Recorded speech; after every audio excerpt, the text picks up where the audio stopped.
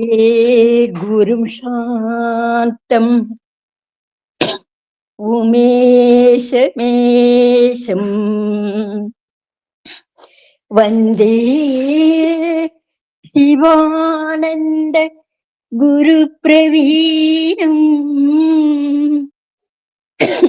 वन्दे सदा ज्ञानपि वन्दनीय आनन्द सुगदाहार अगण्डानन्द विग्रहम् दयादिमदि सन्तुष्टम् वन्देकम् मम सद्गुरुम् रागादिरोगान् सददानुशक्ता न शेषकाये प्रसृदानशेषान्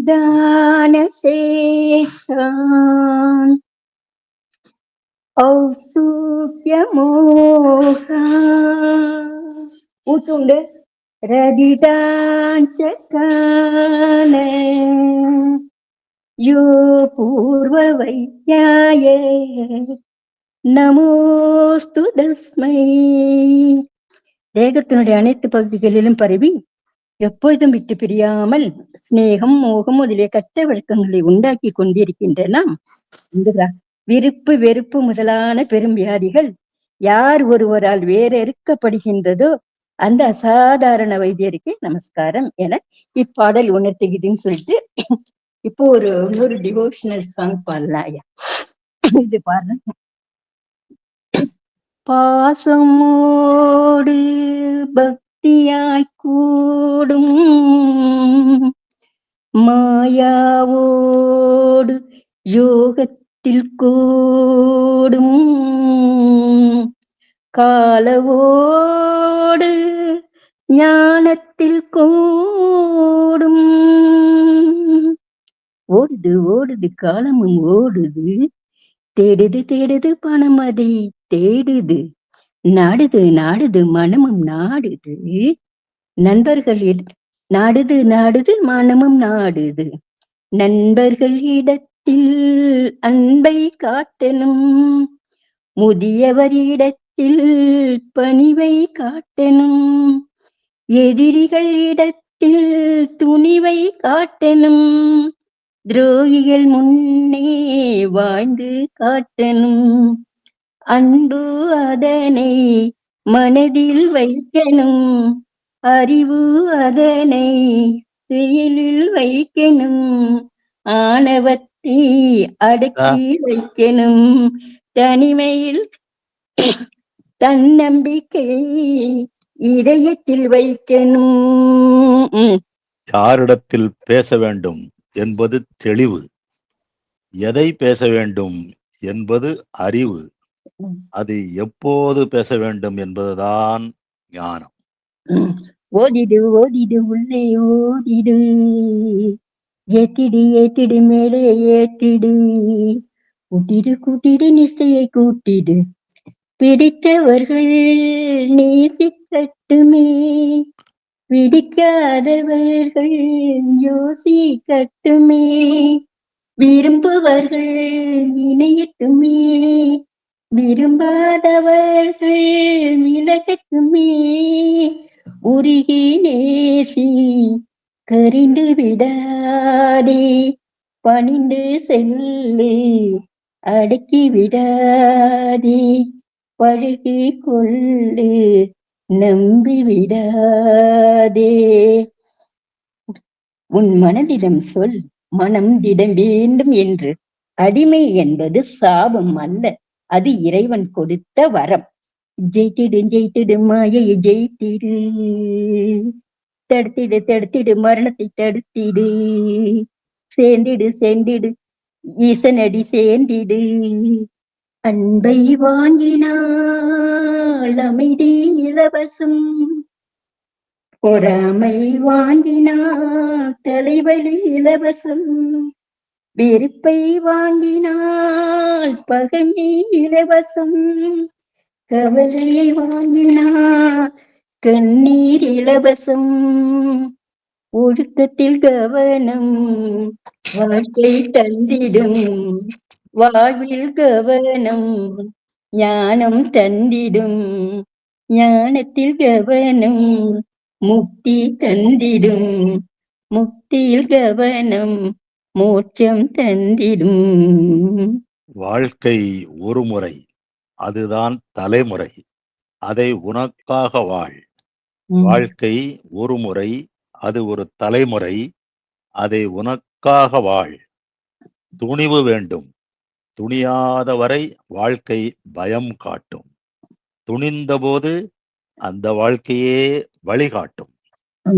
ஜீவனே முழுமை, ஜீவனே இனிமை, ஜீவனே ஆனந்தம், ஜீவனே ஈஸ்வரன், நம் ஜீவனே சினையிடித்து சதானந்தம் நிலைத்திருப்போம்.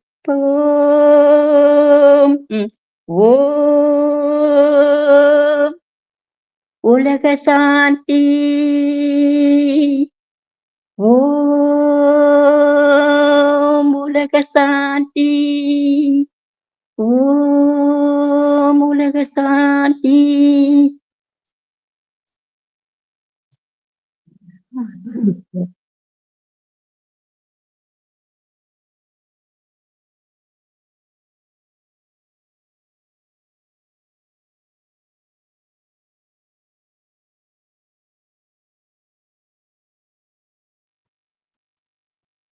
ரமேஷ் ஐயா, பிரேம் வந்திருக்காரா? நான் பேசலாமா?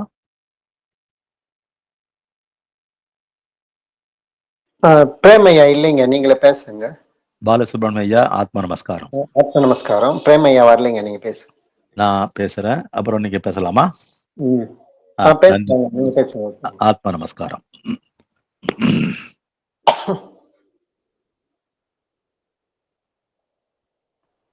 இன்று நாம் 18வது அத்தியாயத்தில் பயணிக்கிறோம். அதில் உள்ள கருத்துக்களை பகிர்ந்து கொள்கிறோம். அந்த 18ஆம் அத்தியாயம் எது தெரியுமா? ஜாதி, ஜாதிகள், சதுர் வர்ணங்கள்.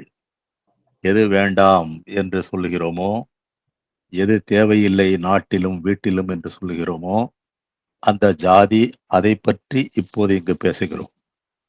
ஜாதிகள் இல்லை என்று சொல்லும் பொழுது அது வேண்டாத ஒரு விஷயம், அது தேவையில்லை, அதனால் முன்னேற்றங்கள் பாதிக்கப்படுகின்றன என்றெல்லாம் தத்துவார்த்தங்கள் பேசும்பொழுது ஜாதிகள் பற்றி ஏன் இங்கு பேச வேண்டும், அதுவும் இந்த சத்சங்கத்தில் பேச வேண்டும் என்று ஒரு கேள்வி வரத்தானே செய்கிறது. இங்கு ஜாதிகள் என்பது வெளி விஷயமல்ல, உள்ளுக்குள்ளார இருக்கும் விஷயம் என்பதை முதலில் நாம் தெளிவு பண்ணிக் கொள்ள வேண்டும். வெளியில் உள்ள ஜாதிகள் பற்றியது அல்ல. இந்த 4 வர்ணங்களும், அதாவது ஜாதிகளும் அவரவரிடத்தில் இருந்து உண்டானவை. அவை மனம், சித்தம், புத்தி, அகங்காரமாகும். எனவே அதை முதலில் தெளிவுபடுத்துவது நமது கடமை. வெளியில் உள்ள ஜாதிகள், ஜாதி போராட்டங்கள், ஜாதி சண்டைகள் என்று நினைத்து கொண்டு அதை இங்கே நினைத்து விடக்கூடாது. உதாரணமாக பிராமணன் என்று சொல்லும் பொழுது பள்ளி சான்றிதழில் பிராமின் என்று போட்டிருப்பது அல்ல, அது மனம். அதே போல சத்திரியன் என்று சொல்லுவது அந்த சித்தம், அந்த பிரகாசம் என்று அர்த்தம் எடுத்துக் கொள்ள வேண்டும். வைசியன் என்று சொல்லும் பொழுது புத்தி என்று அர்த்தம் எடுத்துக் கொள்ள வேண்டும். சூத்திரன் என்று சொல்லும் பொழுது அந்த அகங்காரம் என்று அர்த்தம் எடுத்துக் கொள்ள வேண்டும். ஏனென்றால் என்னுடைய சொல் பிராமணன் என்றால் நீங்கள் எடுத்துக்கொள்ளும் அர்த்தம் மனம் என்று இருக்க வேண்டும். எனவே அது உள்ளார்ந்த விஷயம். மனம், சித்தம், புத்தி, அகங்காரம் என்பதெல்லாம் உள்ளார்ந்த விஷயங்கள். எனவேதான் சொல்லுவது, சொற்கள் என்னுடையவை, அர்த்தங்கள் உங்களுடையவை. சரியான சொற்கள் பயன்படுத்தினாலும் சரியான அர்த்தங்கள் எடுத்துக்கொண்டால்தான் அது உண்மையிலேயே அர்த்தமுள்ள தன்மையாக இருக்கும். இல்லையேல் அனர்த்தம் உள்ள தன்மையாக மாறிவிடும். எனவே எச்சரிக்கையாக புரிந்து கொள்ள வேண்டிய ஒரு இடம் இது. இந்த சதுர்வர்ணங்கள் அல்லது ஜாதிகள் என்று சொல்லக்கூடிய 4 நாம் அறிவோம்.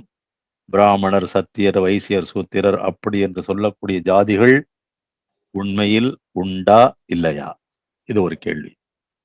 இப்போ வெளி உலக ஜாதிகள் என்று சொல்லும் பொழுது ஒரு விதமான பதில், உள்ளார்ந்த உள்வழி பயணத்தில் உள்ள ஜாதிகள் என்று சொல்லும் பொழுது அது வேறு விதமான பதில். எனவே பொதுவாக கேட்கும் பொழுது ஜாதிகள் உண்மையில் உண்டா இல்லையா என்ற கேள்விக்கு பதில் சொல்லும் பொழுது உண்டு உண்டு என்று ஒரு காலத்தில் சொல்லப்பட்டது, இல்லை இல்லை என்று பல்வேறு காலகட்டங்களில் பல்வேறாக பின்னர் வந்தவர் புலவர்கள், பெரியவர்கள் சொன்னார்கள். இங்கே ஜாதிகள் உண்டு என்று சொன்னது வேதம். ஜாதிகள் உண்டு என்று சொன்னது வேதம் என்றால் உள்ளார்ந்த விஷயமான அந்த ஜாதிகள் உண்டு என்று சொன்னது வேதம். அதை வைத்து வெளியில் உள்ளவர்கள் உண்மைத்தன்மைக்கு புறம்பாக புரிந்து கொண்டு 4 ஜாதிகளுக்கும் அங்கிருந்து பெயர் எடுத்து வைத்து விட்டார்கள். இப்பொழுது ராமச்சந்திரமூர்த்தி பகவான், அவரது பெயர் இந்த ராமச்சந்திரனுக்கு வைத்திருக்கிறாரே, எனக்கு வைத்திருக்கிறார்களே, நான் அந்த ராமச்சந்திரமூர்த்தி ஆகிவிட முடியுமா? பெயர் வைத்திருக்கிறார்கள், அவ்வளவுதான் என்று எடுத்துக்கொள்ள வேண்டும். கங்கா என்று ஒரு பெண்ணுக்கு பெயர் வைத்திருக்கிறாள், அவளை நான் ஆறாக ஓடுகிறவளா? இல்லை, பெயர் அங்கிருந்து எடுத்துக்கிறார்கள். எனவே வேதங்கள், புராண இதிகாசங்கள், உபநிஷத்துக்களில் சொல்லப்பட்ட அந்த மனம், சித்தம், புத்தி, அகங்காரம் என்பவை முறையே பிராமணன், சத்திரியன், வைசியன், சூத்திரன் என்ற பெயர்கள் எடுத்துக்கொள்ளப்பட்டன. ஆனால் அந்த பெயர்களை இங்கு வைத்துக்கொண்டு சண்டைகள், சச்சரவுகள் நாடு அளவிலும் வீடு அளவிலும் ஏன் உலகம் அளவிலும் போய்கொண்டிருக்கிறது. அதை நீங்களும் நன்றாக அறிவீர்கள். ஆக ஜாதிகள் உண்டு என்று சொன்னது வேதங்கள் என்றால் உள் விஷயத்தில் உள்ள விஷயங்களை அவர் சொல்லியிருக்கிறார்கள்.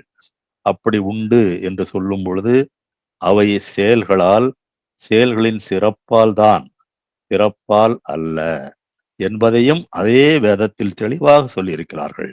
அதை விட்டுவிட்டு சிந்தித்தால் பலன் என்ன? பின்னர் அந்த ஜாதி என்பது பிறப்பாலேயே அறியப்பட ஆரம்பித்தது. அப்படி அறியப்பட ஆரம்பிக்க பிறகு அந்த ஜாதி இல்லை இல்லை என்று வள்ளுவனார், பாரதியார், ஔவையார் முதலானோர் சொல்ல வேண்டிய சூழல் வந்தது. வள்ளுவர் சொல்லுவார், பொய்யாமொழி புலவர் சொல்லுவார், பிறப்புக்கும் எல்லா உயிருக்கும் என்று சொல்லுவார். ஜாதிகள் இல்லையடி பாப்பா என்று பாட்டுக்கொரு புலவன் பாரதியம் சொல்லுவார். ஜாதி இரண்டொழிய வேறில்லை என்று தமிழ் மூதாட்டி ஔவையும் சொல்ல வேண்டிய சூழல் வந்தது. ஏன்? உபநிஷத்தில் உள்ளார்ந்த விஷயமாக சொல்லப்பட்ட ஜாதி என்ற பெயர்கள் இங்கே புற வாழ்க்கையில் சொல்லப்பட்டு சண்டை சச்சரவுகள் வந்த காரணத்தால். அது சரியா என்பதை சிந்திக்க வேண்டும். ஜாதிகள் உண்டு என்று உபனிஷத்துகளும், இல்லை என்று வள்ளுவனும் பாரதியும் ஔவையும் சொல்ல வேண்டி வந்தது ஏன்? இந்த 4ம் உள்ளார இருக்கும் நிலைமைகள், அந்த நிலைமைகளைத்தான் வேதங்கள் சொன்னது என்று அறியாத காரணத்தால், அறியாமல் பிரச்சனைகள் செய்து வந்த காரணத்தால், வெளி உலக பிரச்சனைகளை எல்லாம் அதில் கலந்து அது பெரும் பிரச்சனை ஆவதால் வள்ளுவனும் பாரதியும் ஔவை முதலானோரும் வந்து ஜாதிகள் இல்லை என்று சொல்ல வேண்டிய ஒரு சூழ்நிலை, ஒரு காலத்தின் கட்டாயம் வந்து நின்றது. அவர்களும் பாடினார்கள், சண்டை போட்டுக் கொள்ளாதீர்கள், ஒற்றுமையாக இருங்கள் என்று. ஆனால் உள்ளே நாம் ஜாதிகள் என்பது விஷயத்தை உபநிஷத்துக்கள், புராணங்கள், இதிகாசத்திலிருந்து பார்த்தால் இந்த ஒரு சரியான புரிதல் வரும். சண்டை சச்சரவு வராது. அதை பற்றி பேசுவதுதான் இன்றைய நோக்கம். ஆனால் வெளி உலக பிரச்சனைகள் எல்லாம் அதில் ஏற்றி கலந்து நாம் செய்யலாமா? அது பெரும் பிரச்சனை ஆகிவிடுவதால் தான் இப்படி ஜாதிகள் இல்லை என்று சொல்ல வேண்டிய சூழல் வந்தது. அப்படி ஜாதிகள் இல்லை என்று வள்ளுவனும் பாரதியும் ஔவையும் சொல்லும் பொழுது, அல்ல, உண்டு, ஜாதிகள் உண்டு, ஆனால் அது உள்ளார்ந்த விஷயம். என்று சொன்னார் ஞானபிதா. சரியான வழியை காண்பித்து தந்திருக்கிறார். அவை தவறான புரிந்து கொள்ளப்பட்டிருக்கிறது, உண்மைத்தன்மைக்கு மாறாக புரிந்து கொள்ளப்பட்டிருக்கிறது என்று அவர் நமக்கு தெளிவாக எடுத்து சொல்லி தெளிவுபடுத்தியிருக்கிறார். ஆனால் சரியான புரிதலுடன் பார்க்கும் பொழுது அவை இருக்கின்றன. அதன் தன்மை என்ன என்பதை நாம் புரிந்து கொள்ள வேண்டும். வேதங்கள் சொல்லுகிறது என்று சொல்லுகிறோமே, அந்த வேதத்தில் என்ன சொல்லப்பட்டது என்று கேட்பீர்களே. ஆனால் அங்கே ஒரு முக்கியமான வரியை நாம் எடுத்துக்கொள்ளலாம். ஜன்மனா ஜாயதே ஜந்து ஜந்துனாம் நரஜன்மம் துர்லபம். ஜன்மனா ஜாயதே ஜந்து, அதாவது பிறப்பால் அனைவரும் மிருகங்களே. ஜந்துனாம் நரஜன்மம் துர்லபம், அதிலிருந்து மனிதன் என்று ஆவது மிக கடினமான விஷயம். இன்னொரு இடத்தில் உபனிஷத் என்ன சொல்கிறது தெரியுமா? ஜன்மனா ஜாயதே சூத்திரக கர்மனா ஜாயதே விப்ரக. பிறப்பால் அனைவரும் சூத்திரர்கள் தான். பிறக்கும் பொழுது அனைவரும், முதலில் மிருகங்கள் என்று சொன்ன அந்த உபனிஷத் வேதம் அதுவே சொல்கிறது பிறப்பால் அனைவரும் சூத்திரர்கள் தான். ஆனால் அவருடைய செயலினால் அவர்கள் உயர்ந்து பிராமணன் ஆகிறான். எனவே செயல்தான் சித்தரிக்கிறது, முடிவு பண்ணுகிறது, ஜாதியை நிர்ணயிக்கிறது, பிறப்பால் அல்ல செயல்களால். அவ்வளவு வேதங்களுக்கு போவானேன். பழங்கால வேதம், ஆயிரம் ஆண்டுகளுக்கு முன்னால் உள்ள வேதம். ஆனால் அதிலிருந்து வேதத்தின் சாராக கொடுக்கப்பட்ட தமிழை ஏற்றுக்கொண்ட எல்லோருமே ஏற்றுக்கொள்ள வேண்டிய ஒரு விஷயம் என்னவென்றால், அந்த தெள்ளுதமிழ் வள்ளுவம் சொல்கிறது அந்தணர் என்போர் அறவோர். அவ்வளவுதான். அந்தணர்னா யாரியா? எல்லாரும் 100 பேர் நிக்கிறாங்க. இந்த 100 பேர் நிக்கிறதுல ஆரியா அந்தணர்னா உடனே சர்டிபிகேட்டை பார்ப்பாங்க. பிராமின் என்று போட்டிருந்தால் கையை தூக்கி விடுறாங்க. தூக்காத, போடுப்பா கையை கீழே. நீ அறவோரா? அறவோர் இல்லை, அப்போ வேண்டாம், நீ அந்தணர்ல சொல்லிடலாம். இது நான் சொல்லவில்லை, வள்ளுவர் சொன்னார். அனைவராலும் ஏற்றுக்கொள்ளப்பட்ட கோவிந்தன் ஏது, கோபாலன் ஏது என்று சொல்லுவோர்கள் கூட ஏற்றுக்கொள்ளக்கூடிய வள்ளுவர். அவர் சொல்லியிருக்கிறது அந்தணர் என்போர் அறவோர், மற்ற எவ்வுயிருக்கும் செந்தன்மை பூண்டு உலகலான். எந்த உயிருக்கும் தீமை செய்யாமல் அறவோர், அறத்தன்மையில் இருப்பவன்தான் அந்தணன். அப்படி இல்லையா, யூ ஆர் நாட் ஏ அந்தணன், அவ்வளவுதான் என்று சொல்லப்பட்டிருக்கிறது வள்ளுவத்தில். ஞானிகளின் வசனத்தில் அதன் பிரகாரம் பார்க்கும் பொழுது பிறப்பால் பிராமணர், சத்திரியர் முதலான பிரிவுகள் கிடையாது, அவருடைய செயலில்தான் இருக்கிறது. அங்கேயும் சொல்கிறார் செயற்கரிய செய்வார் பெரியார், திரியவர் செயற்கரிய செய்கலாதார். அப்போ பெரியவர் யார், சிறியவர் யார்? கேள்வி. பெரியவர் என்றால் 90 வயது, சிறியவர் என்றால் 20 வயசு சொல்லப்படாது. காசு துட்டு வச்சிருக்கிறவன் பெரியவர், அது இல்லாம சாதாரண சைக்கிள் வச்சிட்டு இருக்கிறவன் சிறியவர் சொல்லக்கூடாது. என்ன சொல்லுகிறார்?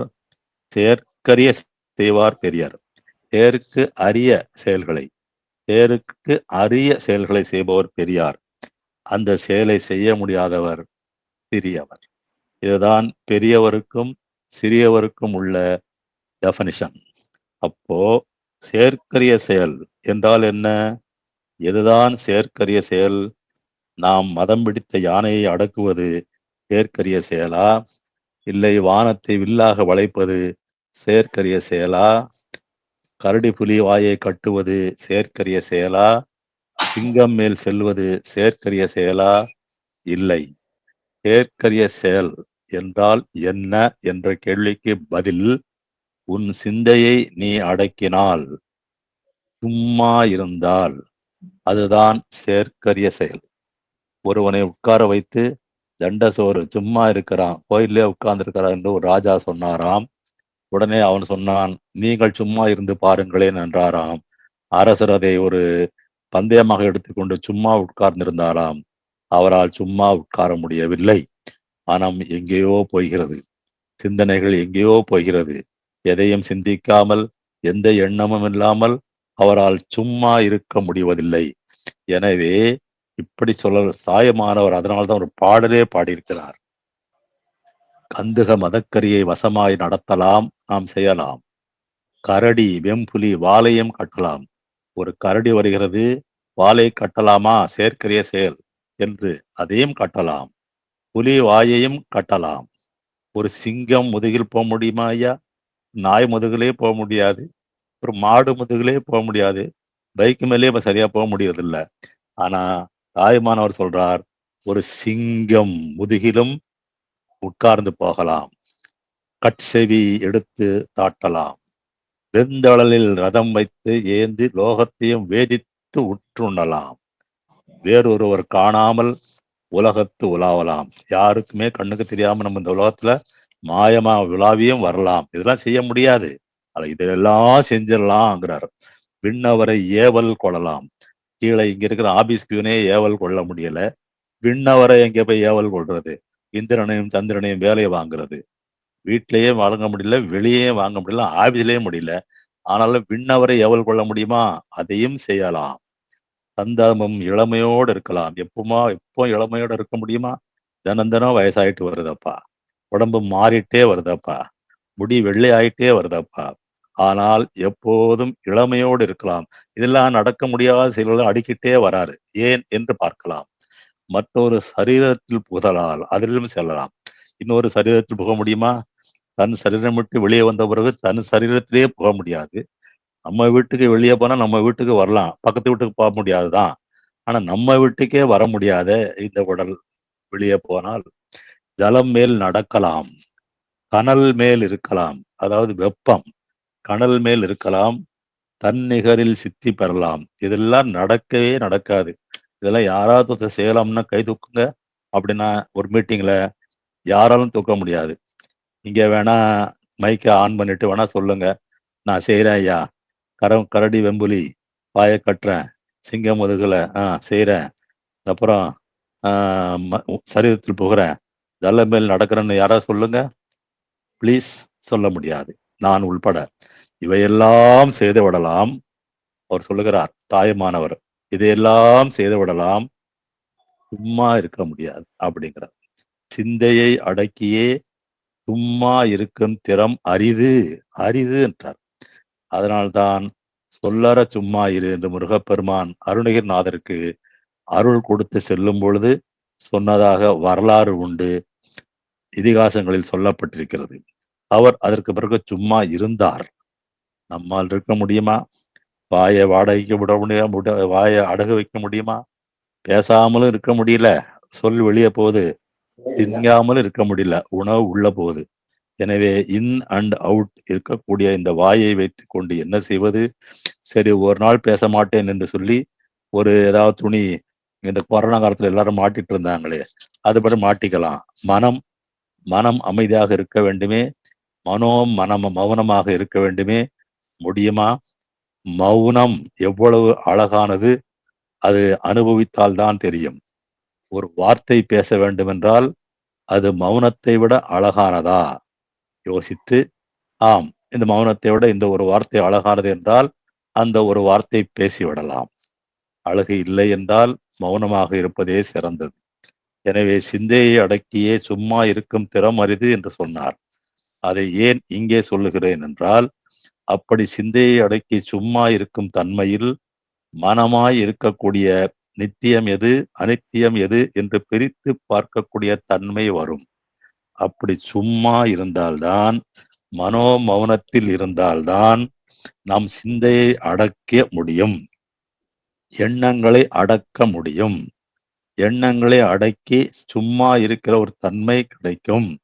அந்த தன்மையில்தான் நித்தியம் எது, அனித்தியம் எது, நிரந்தரமானது எது, நிரந்தரமற்றது எது, உண்மை எது, உண்மை அல்லாத பொய் எது என்று பிரித்து பார்க்கக்கூடிய ஒரு அறிவு, ஒரு பகுத்து ஆயும் ஒரு அறிவு, அந்த அறிவை தரும் மனம், அந்த மனதிற்குத்தான் பிராமணர் என்று வேதங்களில் பெயர் வைத்தார்களே தவிர சர்டிபிகேட்டில் உள்ள பிராமின் அல்ல.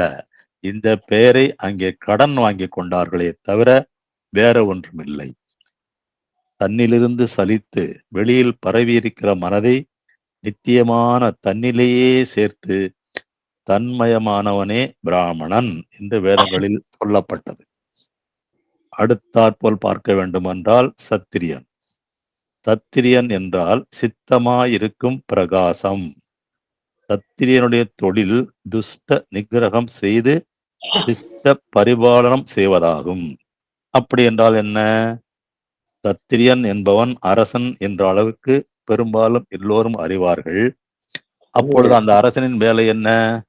குதிரை மேலே ஏறி போய் சண்டை போட்டு கெட்டவங்கள், துரோகிகள், வேண்டாதவர்கள், நாட்டிற்கு அந்நியர்கள் இவர்களை எல்லாம் ஜெயித்து மக்களை காப்பவன் சத்திரியன் என்பதும் தெரியும். இங்கே யாரோட போய் சண்டை போட போறோம்? வெளி விஷயம் அல்லவே, எல்லாம் உள் விஷயம்தானே. எனவே துஷ்டன் என்பது என்ன என்றால், ஒரு துஷ்டனை கூட சண்டை போட்டு வென்றலாம். நம்ம இருக்கிற ராக துவேஷம் இருக்க, தீய சிந்தனை இருக்க, வெல்லவே முடியலையாப்பா. கள்ளுன்னு கோபம் வந்துருது. இன்று ஒரு நாள் கோபம் வராமல் இருக்க வேண்டும். இன்று ஒரு நாள் நான் ராகத்வேஷம் இல்லாமல் இருக்க வேண்டும். எனக்கு பர்த்டே, எனக்கு திருமண நாள் என்று சொன்னாலும் முடியலையப்பா என்றுதான் சொல்வார்கள். என்ன நிலைமைக்கு சென்றாலும் வெளியே தெரிவதில்லை. சித்த வித்யார்த்தி என்று சொன்னால் வெள்ளை துண்டு, வெள்ளை வேஷ்டி, பெண்களுக்கும் ஆண்களுக்கும் வெள்ளை ஆடை தெரிகிறது வெளியே. ஆனால் உள்ளே எந்த அளவுக்கு ஆறி போய் கிடக்கிறது என்று யாருக்கு தெரிகிறது சொல்லுங்கள். எனவே அந்த இடத்தில் ராக துவேஷங்கள், தீய சிந்தனைகள் இவையெல்லாம் அழிப்பவர் சத்திரியன். என்னை எடுத்துக்கொள்வோம், இல்லை தாமோதரன் ஐயா எடுத்துக்கொள்ளலாம், கதிரேசன் ஐயா எடுத்துக்கொள்ளலாம், ராஜவேலு ஐயா எடுத்துக்கொள்ளலாம். நான் உள்ள பேரை அன்பின் அடிப்படையில் பேர் சொல்கிறேன் நன்றி, அது வேறு ஒன்றுமில்லை. எனவே நீங்கள் சித்தை பெற்ற பிறகு இந்த தீய சிந்தனைகள், ராகத்வேஷங்கள் நிச்சயம் உங்களுக்கு கொஞ்சமாவது குறைந்திருக்கும் நம்புகிறேன். ஏனென்றால் நாம் திருப்பி திருப்பி இங்கே பேசுகிறோம், கேட்கிறோம். எனவே அந்த அளவுக்கு இருக்காது. ஆனால் முழுவதுமாக போயிருக்குமா என்றால் எனக்கு அப்போ போயிருக்குமா நான் என்னை கற்றுக்கொள்கிறேன், இல்லை என்று சொல்ல வேண்டும். 10%, 20%, 50%, 70%, 81% கொள்ளலாம். நிச்சயம் நாம் அந்த சிந்தனை, இந்த ராகத்வேஷங்கள், தீய சிந்தனைகள் இல்லாமல் இருக்கும். எந்த அளவுக்கு நமக்கு இல்லாமல் இருக்கிறதோ அந்த பெர்சன்டேஜ் அளவுக்கு நாமும் சத்திரியனே எடுத்துக்கொள்ளலாம். ஐயா யாரோ பேசுறீங்க? யார் குரலோ கேட்டத? நான் தொடர்கிறேன். எனவே நாம் இந்த சத்திரியன் ஆக வேண்டும் என்றால் இப்படி நம்முடைய ராகத்வேஷங்களையும் தீய சிந்தனைகளையும் எந்த அளவுக்கு விட்டு வெளியில் செல்கிறோமோ, அந்த வட்டத்தில் இல்லாமல் விட்டத்தில் மேல் சென்று தாவி வெளியில் செல்கிறோமோ அந்த அளவுக்கு நாமும் சத்திரியனே. சர்டிபிகேட்டை பார்க்க வேண்டாம், செயல்களை பார்க்க வேண்டும். தன் ஜீவனை தன்னில் பிரகாசிக்க செய்து ராகத்வேஷங்களான எதிரிகள், அதான் நம்முடைய எதிரி, நம்மை பாவத்தில் தள்ளுவது. புண்ணியம் செய்வதற்கு ஒரு வழி, பாவம் செய்வதற்கு பல வழி என்பார்கள்.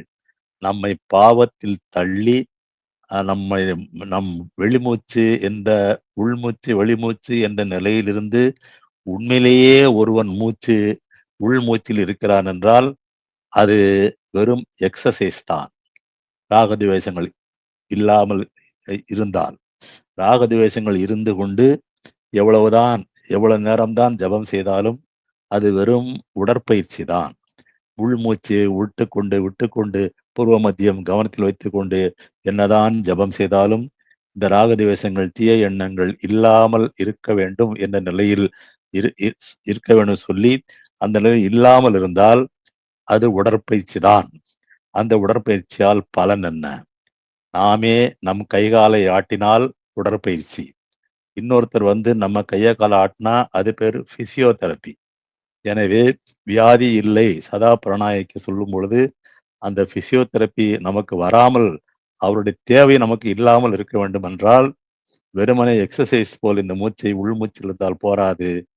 பொறாமை, ராகத்வேஷம் இல்லாத ஒரு நிலைக்கு சென்று அதை செய்தால் அப்பொழுதுதான் அதன் பலன் நமக்கு கிடைக்கும். நாம் ராஜாவாக இருக்கலாம், அதாவது சத்திரியனாக இருக்கலாம். அடுத்து 4 வர்ணங்களில் 3வது பிராமணர் பார்த்தோம், சத்திரியன் பார்த்தோம். அதற்கு பிறகு வைசியன். வைசியன் என்பது வெளியே ஜாதிய வைசியன் சொல்லுவார்கள், உள்ளே அது புத்தி. வாணிபம். வாணிபம் என்றால் ஒரு 5 ரூபாய்க்கு வாங்கி 6 ரூபாய்க்கு விற்றால் அது வாணிபம் என்று சொல்லுகிறோம். விவசாயம் என்று சொல்லுகிறோம். That is agriculture. வாணிபம் என்பது பிசினஸ். நம்முடைய நாட்டின் கல்ச்சரே அக்ரிகல்ச்சர். அந்த கல்ச்சர், அந்த விவசாயம். அப்போ வைசியனுக்கு நல்ல கல்ச்சர் இருக்கணுமா இல்லையா? கெட்ட கல்ச்சர் இருந்தா அக்ரிகல்ச்சர் ஆகுமா? எனவே நல்ல கல்ச்சர் இருக்க வேண்டும். அந்த அக்ரிகல்ச்சர், அதாவது கிருஷி என்று சொல்லுவார்கள். விவசாய வேலையை, வாணிபம், இவைகளெல்லாம் வைசியர் செய்யக்கூடியது. இப்ப நம்மளே புத்தி என்று சொல்லும் பொழுது, ஒரு வியாபாரம் செய்து பெருநஷ்டம் வந்துவிட்டால் அவன் புத்தி இல்லாம வியாபாரம் செஞ்சிருக்கிறான் அப்படின்னு சொல்லுவாங்க இல்லையா? புத்தி வேண்டி இருக்கிறது விவசாயத்திற்கும் வாணிபத்திற்கும். அந்த வாணிபம், விவசாயம் முதலியவை அந்த வைசியனுடைய தொழில் என்று சொல்லும் பொழுது, அதில் முக்கியமாக நாம் கவனிக்க வேண்டிய விஷயம் என்னவென்றால், கோ என்றால் சப்தம். இது நாம் ஏற்கனவே அறிந்தது. சரஸ்வதி என்ற பாட அத்தியாயத்தில் பார்க்கும் பொழுது கோ என்பது சப்தம். அந்த அத்தியாயம் நாம் பார்க்கின்ற நேரத்தில் கோ என்பது சப்தம் என்று அங்கே பலமுறை சொல்லப்பட்டிருக்கிறது. அந்த அத்தியாயத்தில் ஞாபகம் இல்லாவிட்டாலும் தினத்தந்தி பேப்பரில் போடுவார்கள், அவன் கோ என்று அழுதான் என்று. கோ என்று அழுதான். யாராவது அழும்போது கோ அப்படின்னு சொல்லுவாளா? கோ என்றால் சப்தம். அதை வைத்துத்தான் தினத்தந்தி பேப்பரிலேயே அந்த காலத்தில் எழுதுவார்கள். கோ என்பது சப்தம். சப்தத்தை ரட்சிக்க வேண்டியது புத்தி. தன்னிலிருந்து உண்டாகிற சப்தத்தை தன்னில் தானே நிறுத்த வேண்டும். எப்பொழுது தன்னுடைய சப்தத்தை அழிய விடாமல் தன்னில் நிறுத்துகிறோமோ அப்பொழுது அது விவசாயம், அது கிருஷி ஆகிறது. கிருஷி என்பது திரசில் சுழிமுனையில் தன் சக்தி ஒடுங்குவது. அப்படி கிருஷி செய்திருக்கிற சக்தியை தன்னில் தானே வியாபிக்க செய்வதுதான் வியாபாரம். அப்பொழுது சுருக்கமாக சொல்ல வேண்டுமானால், இவ்வளவு பெரிய தத்துவார்த்தம், இந்த தத்துவார்த்தத்தை நாம் புரிந்து கொள்ள வேண்டிய ஒரு வரி தத்துவம், ஒரு வரி விஷயம் என்னவென்றால், அப்படி செய்யும் பொழுது அங்கே உணவு கிடைக்கிறது. அந்த உணவை எந்த விவசாயியும் தான் மட்டும் தின்பதற்காக விவசாயம் செய்கிறான்? மண்ணிலே முத்தெடுத்து கொடுக்கும் அந்த விவசாயி மற்றவர்களுக்காக, அவன் மட்டும் சாப்பிடுவதற்காக அல்ல.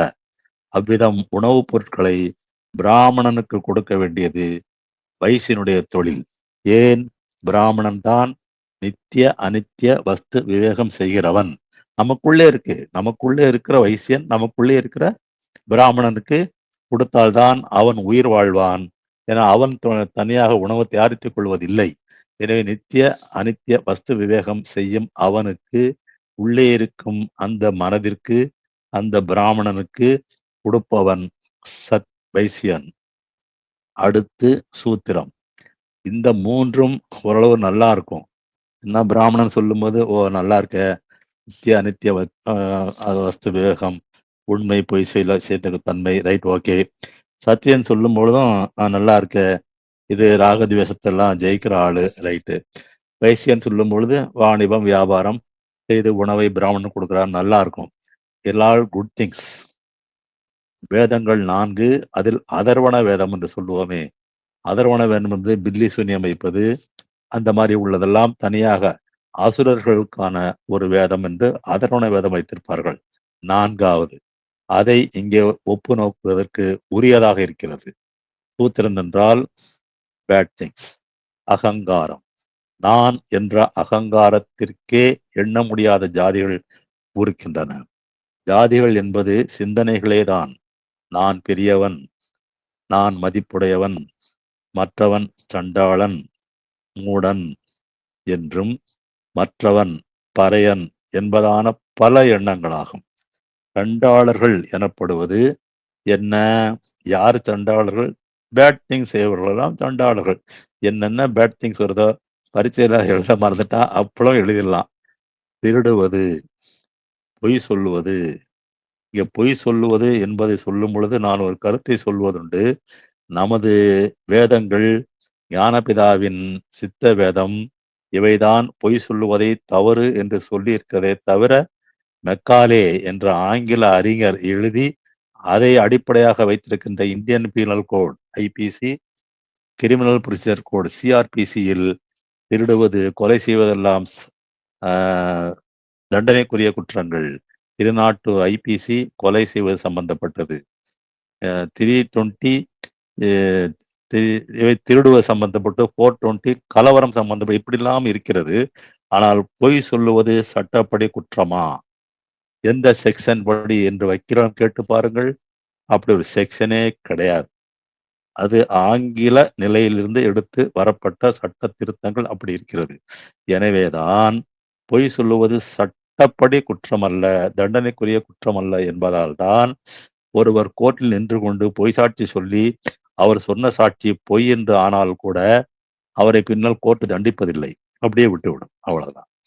எனவே இப்படி ஒன்று, இப்ப நான் அவன் தப்பு செய்த பார்த்தேன் என்று பொய் சாட்சி சொல்லியிருப்பான். அதுக்கு பிறகு தவறு என்று ஆகி தீர்ப்பானால் யாரெல்லாம் மாத்தி சொன்னாங்க கூப்பிட அவங்கள சொல்லி அவருக்கு தண்டனை கொடுப்பது சட்டப்படி இயலாத காரியம்.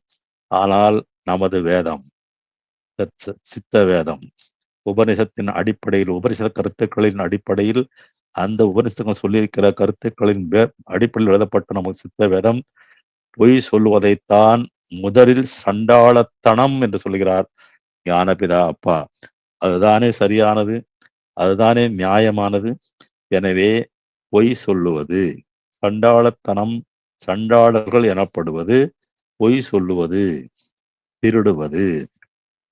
திருடுவதற்கும் கொள்ளையடிப்பதற்கும் என்ன வித்தியாசம்? திருடுவது என்றால் தெரியாமல் எடுப்பது திருடுவது, தெரிந்தே எடுப்பது கொள்ளையடிப்பது. மிரட்டி கத்தியை காமிச்சு ஏட்ரா பணத்தை, ஏட்ரா பர்சன்னு சொல்லி அது கொள்ளையடிப்பது. எனவே பொய் சொல்லுவது, திருடுவது, தப்புலாம் பேச வேண்டியிருக்கு, என்ன பண்றது பகவானே. பொய் சொல்லுவது, திருடுவது, வஞ்சிப்பது, விபச்சாரம், கொலை, பலி முதலான துர்செய்கைகளை எல்லாம் செய்பவர்களும் செய்ய வேண்டும் என்ற எண்ணத்தோடு இருப்பவர்களும் சண்டாளர்கள் என்று சொல்கிறார் ஞானபிதா அப்பா. இதை போன்ற கெட்ட குணங்களான ஜாதிகளைத்தான், அப்படி ஒரு மனிதன் இந்த குணங்களோடு இருந்தால் அவன் சூத்திரன். நாம் என்ன செய்து விட்டோம்? சூத்திரன் என்பவர்கள் தாழ்ந்த மனிதர்கள், தாழ்த்தப்பட்டவர்கள் என்றெல்லாம் சொல்லிவிட்டோம். மகாத்மா காந்தி அந்த மக்களை ஹரியின் ஜனங்கள் என்றார். ஹரி என்றால் இறைவன், அவனுடைய பிள்ளைகள் என்று உயர்த்தி வைத்தார். ஆனால் அந்த வார்த்தையே கூட இப்ப ஹரிஜன் என்று தாழ்த்தப்பட்ட ஒரு நிலைக்கு மக்கள் தங்களுடைய பழக்க வழக்கங்களினால் கொண்டு வந்து விட்டு விட்டார்கள். இந்த மக்களை என்ன சொல்லுவது? வெளி உலக விஷயங்களிலேயே நீந்திக் கொண்டிருப்பவர்களை என்ன சொல்லுவது? இந்த நிலையில் உலகம் போய்க் கொண்டிருக்கிறது. நாடு அப்படி இருக்கிறது. உள்வழி பயணத்தில் சென்றால் உண்மை விஷயங்கள் தெரியும், சத்தியம் தெரியும். வெளியில் இருப்பது அசத்தியம், உள்ளே இருப்பது சத்தியம். நம் இந்த சங்கத்தில் சத் தான் பேசுகிறோம். அசத்தியத்தை பற்றி கம்பாரிசன் பண்ணுவதற்காக எடுத்து பேசுகிறோம், அவ்வளவுதான். சத்து பற்றி பேசிக்கொண்டே இருந்தால் நாமும் சத்தியவனாக, சத்தியம் பேசுகிறவர்களாகவே ஆகி விடுவோம். குழந்தைக்கு எந்த வார்த்தை காதில் விழுகிறதோ அந்த வார்த்தை தான் பேசும். கேட்ட வார்த்தைகளைத்தான் பேசுமே தவிர கெட்ட வார்த்தை பேசாது. கெட்ட வார்த்தை காதில் விழாத வரை. இப்பொழுது காதில் விழுந்ததை தான் பேசும். அமெரிக்காவில் போனால் 3 வயது குழந்தை ஆங்கிலத்தில் தான் பேசும். பிச்சைக்காரனும் அங்கே ஆங்கிலத்தில் தான் பேசுவான். அது எப்படி என்றால், பேசும் பால் காதில் விழுந்து விழுந்து பேசுவதுதான் மொழியாக வருகிறது, பேச்சாக வருகிறது. எல்லாம் பேசி முடித்த பிறகு 10ஆம் கிளாஸ் போய் உட்கார்ந்த பிறகுதான் இலக்கண வாத்தியார், கிராமர் நடத்துகிறேன் என்று வந்து போர் அடிப்பார். அதுதான் ஏற்கனவே பேசுகிறோமே, அது எதற்கு முற்று பெயர், வினைச்சொல் பெயர், வினையாளனைய பெயர், பெயர்ச்சொல், உரிச்சொல் என்று அதை செதுக்கி நமக்கு திருத்தி வைப்பதற்காக. எனவே இந்த சத் என்ற சங்கத்தில் பேசப்படும் சத் என்ற சத்தியத்தை நாம் பேச பேச அதை கேட்க கேட்க நாமும் சத் ஆகவே இருப்போம், சத்தியமாக இருப்போம். நல்ல சத் என்பது என்றும் நிரந்தரமானது, என்றும் இருப்பது, அதாவது நித்தியமானது. அந்த நித்தியம் என்பது அதுதான் பிராமணர். இதை போன்ற கெட்ட குணங்கள் எல்லாம் இங்கே நான் சொன்னேனே, இதையெல்லாம் தூரத்திலே நிறுத்த வேண்டும் என்றுதான் சொன்னார்களே தவிர, சத்திரியனே வந்தால் தூரத்திலே நிறுத்து என்று சொல்லலாமா?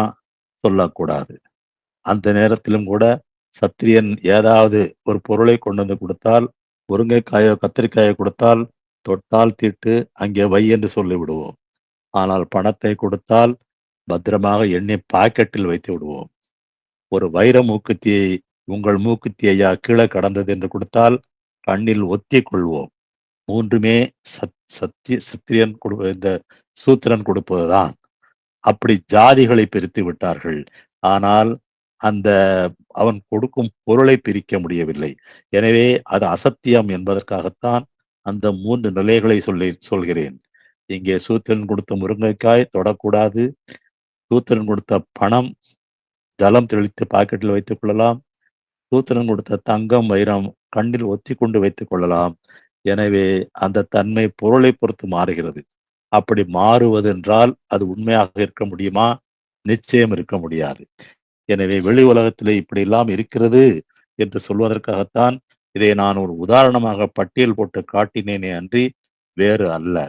ஆக இந்த குணங்கள், எந்த குணங்கள்? நான் பெரியவன், மதிப்புடையவன் என்ற அகங்காரங்கள், பொய் சொல்லுவது, திருடுவது, வஞ்சிப்பது, விபச்சாரம், கொலை, பலி முதலான துர்செய்கைகள், இவற்றைத்தான் தூரே நிறுத்த வேண்டும். அப்பொழுதுதான் நாம் மனிதனாவோம். மனிதன் ஆனால்தான் புனிதனாவோம். எனவே அந்த படிநிலைகளில் ஏற வேண்டும் என்றால் நாம் சூத்திரனாய் இருக்கிற இந்த அகங்காரத்தால் இந்த சிந்தனைகள் எல்லாவற்றையும் விட்டுவிட்டு நித்திய அனித்திய வஸ்து விவேகம் செய்கின்ற அந்த பிராமணன், அந்த பிராமண மனதின் பாத சேவை செய்ய வேண்டும்.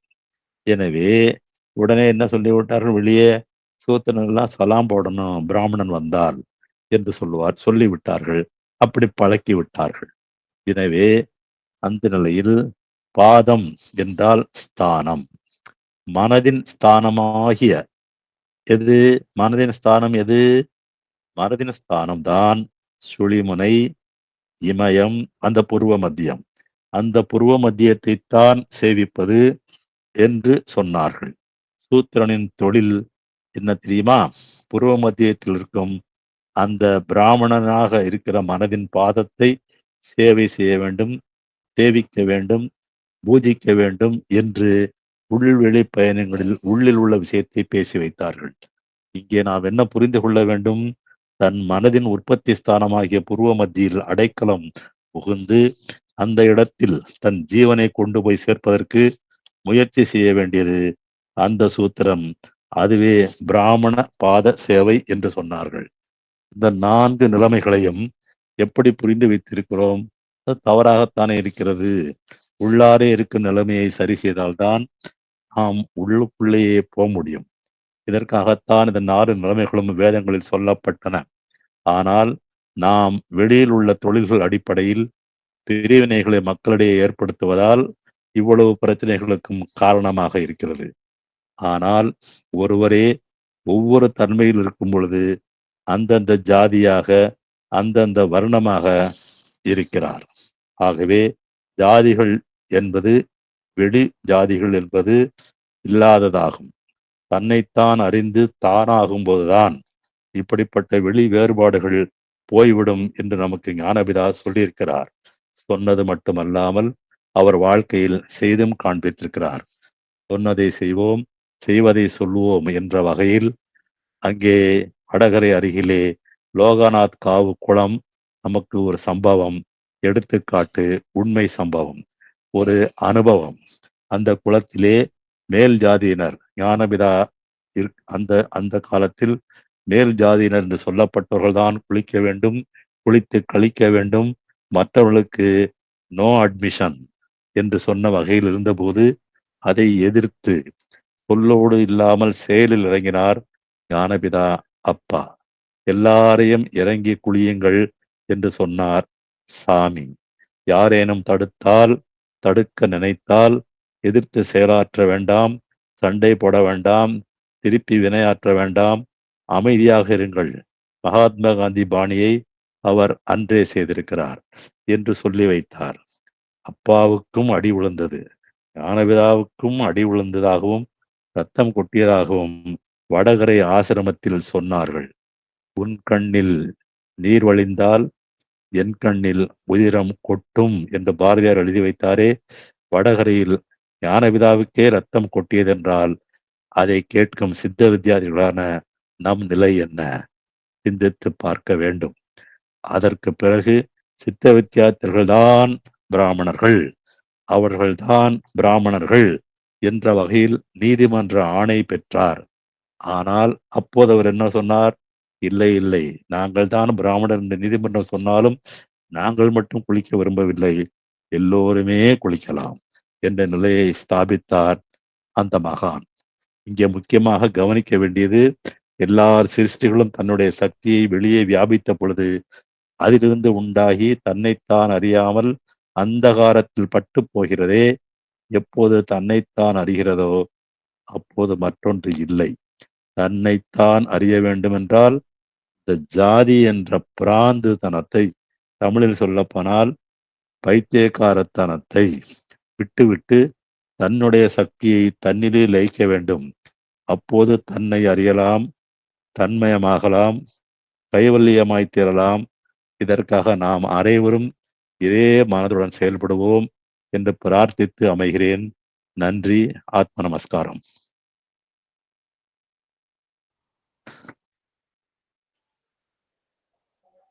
ஆத்ம நமஸ்காரம். நேற்று வரைக்கும் நம்ம 17வது அத்தியாயத்துல யோகங்களை பற்றி பார்த்தோம். உலகத்தில் அநேக யோகங்கள் என்பது இல்லை. அந்த ஜீவன் ஈஸ்வரனோடு ஐக்கியமாகக்கூடிய அந்த நிலையை வலியுறுத்துவதுதான் உண்மையான யோகம் என்பதை பற்றி 17வது அத்தியாயத்துல பார்த்தோம். இன்றைக்கு 18வது அத்தியாயம். இதுல பிராமணர், சத்திரியர், வைசிய, சூத்திரர், இந்த மாதிரி 4 வர்ணங்கள் இருக்கிறது. இதுல சூத்திரர்கள மட்டும் அதிகமான ஜாதிகள் இருக்கிறதே. இதை பற்றி எனக்கு தெளிவுபடுத்த வேண்டும் என்று சீடன் கேட்கறதுக்கு, அப்போ நீ முதல்ல என்ன புரிஞ்சு வச்சிருக்க அதை பத்தி சொல்லுன்ற சமயத்துல பார்த்தீங்கன்னா சீடன் சொல்றாரு, பிராமணர்கள் அப்படின்னு பார்த்தீங்கன்னா நம்பூதிரிகள், எம்பிராட்டிகள், அதாவது பட்டர்கள். நம்ம தமிழ்நாட்டில்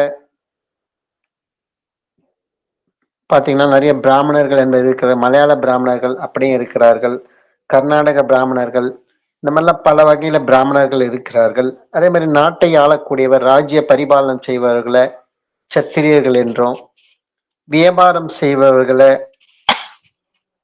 சேட்டுமார்க்கெல்லாம் செய்யறாங்களா அவங்கெல்லாம் பார்த்தீங்கன்னா வைசியவர் என்றும், மற்றவர்கள்லாம் சூத்திரர்கள் அப்படின்னு, இவங்களை தவிர மற்றவர்கள்லாம் சூத்திரர்கள் அப்படின்னு சொல்றாங்க. அப்ப பிராமணர்கள் என்று இருக்கிறார்களே, அதுல நீங்க அவர்களை தனிப்பட்ட முறையில தொட்டு காண்பிக்க முடியுமான்னா முடியும். யாரை தொட்டு காமிக்கணும்னா, ஏற்கனவே உலகத்துல இப்ப சொல்லிட்டு வர அந்த பிராமணர்களை அப்படின்னு சொல்லிட்டு சீடன் சொல்ல அவர் எப்படி நீங்க கன்ஃபார்மா தான் பிராமணர் நீங்க முடிவு பண்றீங்கன்னு கேட்க சொல்ல பாத்தீங்கன்னா, அவர்கள் பூணூல் உள்ளதால், அவர்களுக்கு பூணூல் போடுறாங்க, அதை வச்சுதான் அவங்களை பிராமணர் சொல்லிட்டு சொல்றாங்க. அப்ப பூணூர் உள்ளவர்கள் எல்லாமே பிராமணர்களான்னு பாத்தீங்கன்னா, அப்ப ஆச்சாரி, கோமுட்டி, செட்டியாரு, சேனியரு, சாலியரு, கொங்கணி, இந்த மாதிரிலாம் இருக்கிறவங்களாம் பிராமணர்கள் பாத்தீங்கன்னா அவர்கள் பிராமணர்கள் இல்லை. அப்ப பூணூல் போட்டவங்க எல்லாமே பிராமணரா அப்படின்னு பார்த்தா அப்படியும் கிடையாது. அப்ப அவர்களை அப்ப பூணூல் போட்டுன்னு எப்படி அவர்களை தீர்மானிக்கப்பட்டா அவர்களை தொழிலை வச்சு தீர்மானிக்கிறாங்க. அப்படின்ற சமயத்துல அவங்களுக்கு என்ன தொழில் பிராமணர் பார்த்தா வேதம் ஓதுதல், அப்புறம் சேத்திரங்களில் பூஜை இதெல்லாம் செய்யறது.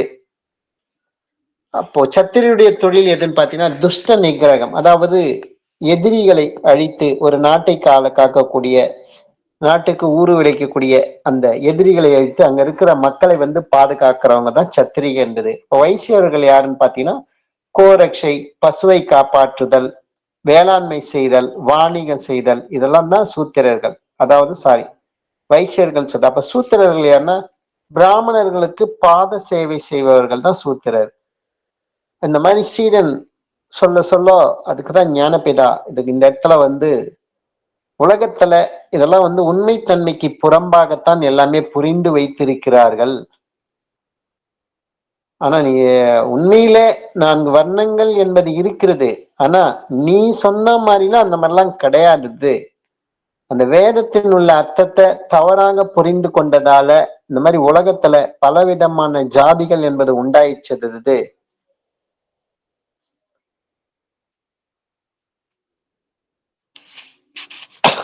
அந்த மாதிரி உண்டாயிடுச்சு. அப்ப நான் தெளிவுபடுத்துறேன் என்ற முறையில் தான் ஞானபிதா விளக்கம் சொல்றாரு இந்த இடத்துல. நீ பறையன் என்று நீ அபிமானித்து வருகிற ஒருத்தரை பிராமணர்களுடைய கூட்டத்துல வச்சுட்டீங்கன்னா அவரை தனியாக அறிய முடியுமான்னா அறிய முடியாது. அவர்களுக்கு அந்த அந்த 4வது வர்ணத்துக்கும் அவருக்கும் வேதங்கள்லாம் சொல்லி கொடுத்து குளிச்சு பூணூல் எல்லாம் மாட்டிட்டு அந்த பிராமணர்கள் என்று நீ சொல்லி அந்த கூட்டத்துல அவர்களை வச்சு கண்டுபிடிக்க முடியாதது.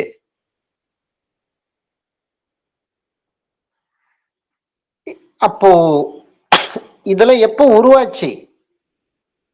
இந்த 4 வர்ணங்கள் ஜாதிகள் உனக்குள்ள எப்போ உருவாச்சது?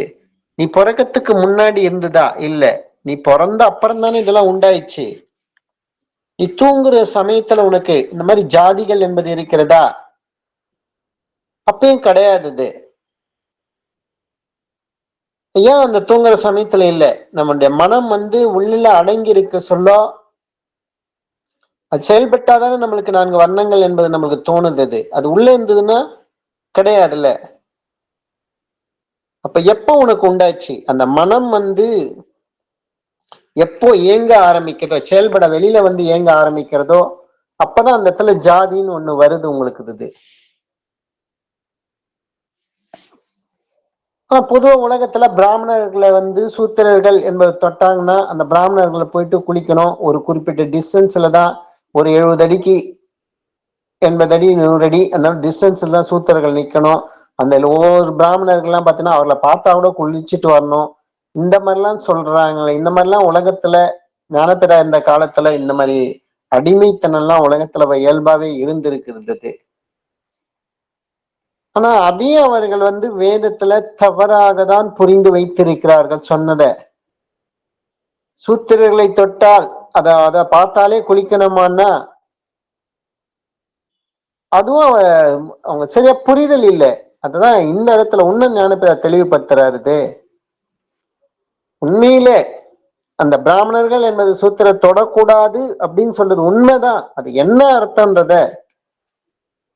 சொல்றாரு ஞானபிதா. இப்பதான் ஒவ்வொரு வர்ணங்களா பத்தி விலைக்கு வர சொல்லதான் இதனுடைய உண்மைத்தன்மையை என்னன்றது நம்மளுக்கு சொல்றாரு. இதுல மனம்தான் பிராமணர். சித்தம் என்பது பாத்தீங்கன்னா அது பிரகாசம், நமக்குள்ள இருந்தது வெளிப்படக்கூடிய தன்மை, அந்த பிராணசக்தி அது. அதான் பிரகாசம், அதான் சத்திரியன்றது. புத்தி என்பது வைசியன், அகங்காரம் என்பது சூத்திரன். அது உண்மையில பிராமணர்கள் யாருன்னா நித்திய வஸ்து விவேகம் செய்கின்றவராகும். ஏற்கனவே நம்ம 12வது அத்தியாயத்துல இதை பத்தி பார்த்தோம். நம்ம அது நித்தியா எது நிலையானது எது நிலையில்லாதது என சிந்திக்கக்கூடிய ஆற்றலுடையவனே மனிதன். அப்படி சிந்தித்து ஒரு நிலையான தன்மையிலேயே தொடர்ந்து நிலை கொண்டிருப்பவன் தான் அதை புரிந்து அவன்தான் உண்மையான பிராமணர்.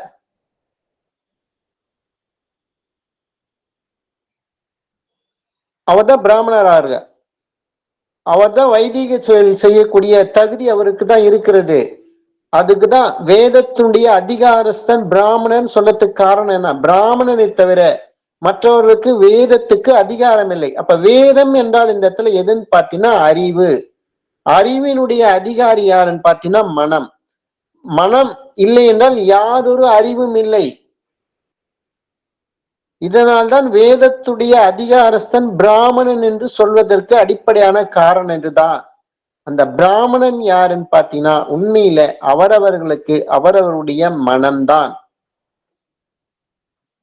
அடுத்தது பாத்தீங்கன்னா, உலகத்துல பிராமணர்களை காட்டிலும் அதிக புகழ் வந்து சத்திரியனுக்கு இருக்கிறது.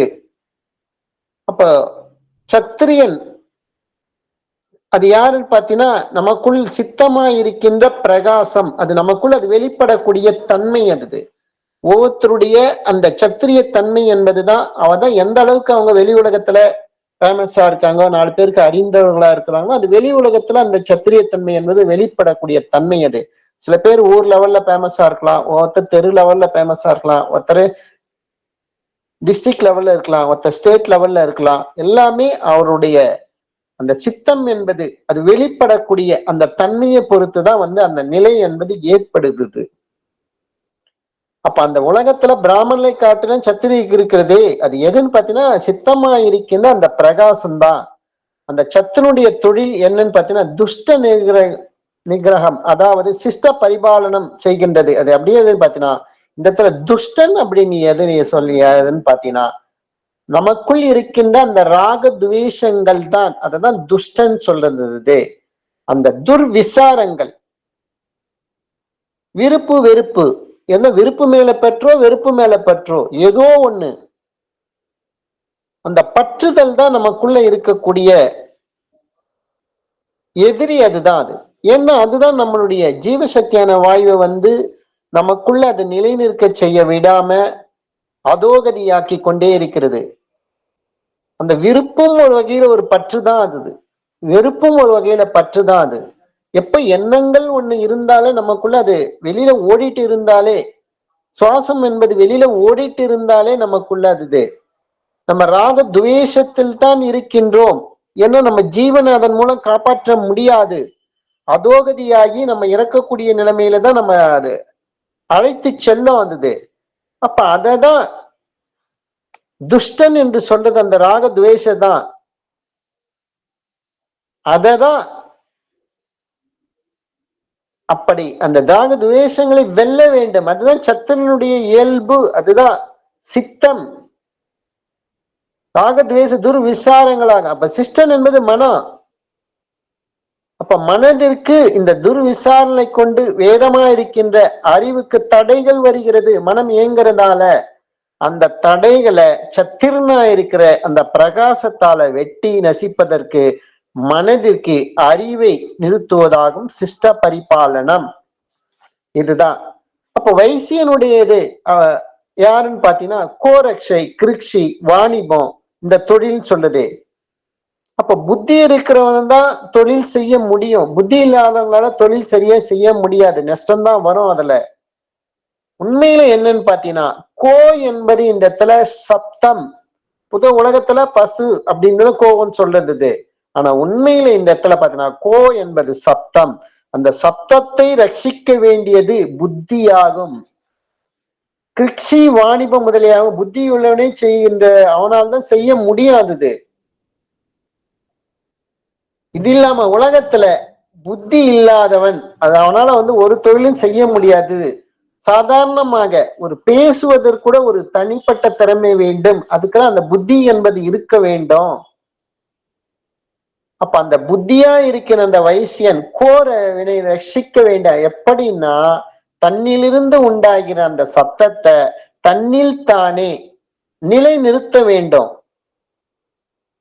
எப்ப அந்த சத்தம் மூலமாக ஜீவசக்தியான வாயு வெளியில வியாபித்து அந்த ஜீவனை நசிப்பிக்க செய்கின்றது. அப்ப அந்த சப்தமே உருவாகாமல் நமக்குள்ள அது உள்ளுக்குள்ளேயே பிராணனை பிராணனாகவே நிலை நிறுத்தணும்.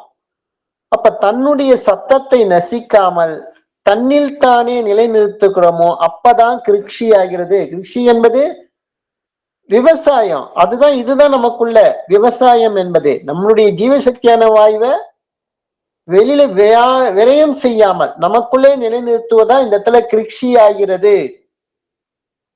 அது எதுன்னு பார்த்தீங்கன்னா சுழு முனையில் தன்னுடைய சக்தியை அடக்கிறது தான், அதுதான் விவசாயம்.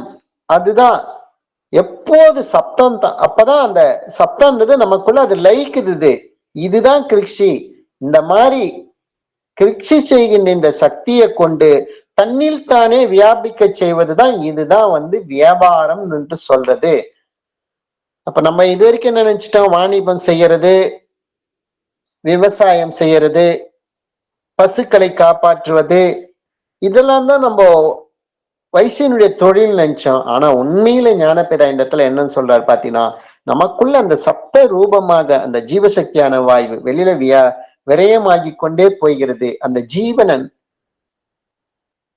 இறப்பை நோக்கி பயணம் செய்ய வைக்கிறது. ஆனா அதுதான் அந்த சப்த ரூபமாக நமக்குள்ள அந்த ஜீவசக்தியான வாயுவை விரயம் செய்யாமல் நமக்குள்ளேயே அந்த அந்த ஜீவனை பிராணனை பிராணனாகவே நிலைநிறுத்த வேண்டும். அதுதான் இதுதான் வாணிபம் சொல்றது, இதுதான் விவசாயம் என்று சொல்றது.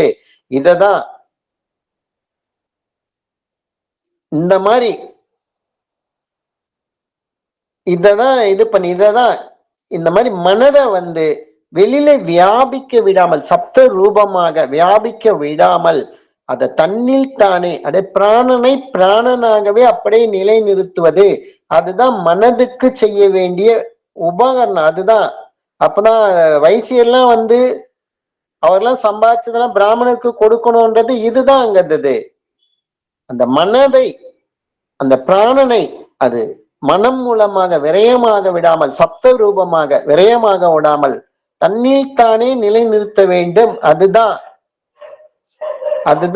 இந்த இடத்துல பாத்தீங்கன்னா வைசியருக்கெல்லாம் அவருக்கு சம்பாதிச்சதெல்லாம் உலகத்துல பிராமணருக்கு கொடுக்கணும் என்று சொல்லப்பட்டு இருக்கிறது. உண்மையில என்னன்னு பாத்தீங்கன்னா அந்த சப்தத்தை தான் தன்னில் தானே அந்த உற்பத்தியான இடத்திலேயே அது அப்படியே அது உற்பத்தி ஆகாமல் தன்னில் தானே நிலைநிறுத்துவது தான். அதுதான் இந்த இடத்துல சொல்லப்பட்டிருக்கிற. அதுதான் மனமாகி அந்த பிராமணனை அசைய விடாமல் பிராணனை பிராணன் நிலைநிறுத்துவதற்கு உதவுறது தான். அதுதான் வைசியர்கள் சம்பாதிச்சதெல்லாம் பிராமணனுக்கு கொடுக்கணும்னு சொல்றது மாதிரிதான் இந்த இடத்துல அந்த சொல்லப்பட்டிருக்கிறது இது. அப்ப அந்த மனம் அந்த பிராமணனா இருக்கின்ற அந்த மனதுக்கு நாசம் இல்லாமல் தன்னில் தானே அந்த மாதிரி லைக்க செய்யணும். அதுதான் வைசியனோட புத்தி இருந்தாதான் அது செய்ய முடியும். அதுதான் அந்த வைசியனுடைய அந்த தொழில். அதுதான். அப்ப சூத்திரன் என்பது யாருன்னு பாத்தீங்கன்னா நான் என்கின்ற இந்த அகங்காரம் தான் இதுல சூத்திரன் சொல்கிறது. நான் என்கின்ற இந்த அகங்காரத்துக்கு தான் அநேக ஜாதிகள் உள்ளது.